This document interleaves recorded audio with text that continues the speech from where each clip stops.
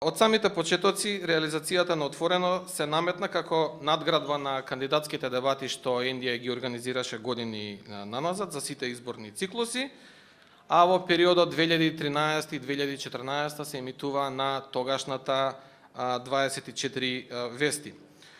Увидувајќи го недостатокот на вистинска аргументирана дискусија во јавноста за сите општествено битни теми, дојдовме до идеја да направиме ваков проект. Долги години го подржувавме граѓанскиот сектор и се уште го подржуваме, но во тоа време немаше многу можности да се чујат нивните ставови и активности во телевизискиот простор, посебно не на исто ниво со избрани именувани функционери, каде на дебатна емисија сите ќе бидат рамноправно третирани и ќе имаат рамноправна можност да се искажат. Но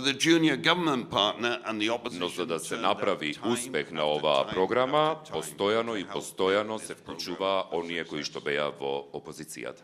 Но особено сега, кога се подсетуваме на сето тоа, мора да се напомене дека телевизијата која што го презема проектот е една организација и една индивидуалец кои што зедоја учество во целата поддршка на сето ова. Остануваме и продолжуваме да бидеме на страната на вистината и на она што се вели, да ги продолжиме медиумските победи. Отворено го доживувам како една мала медиумска победа во она сивило што не обкружуваше медиумско во изминатите години.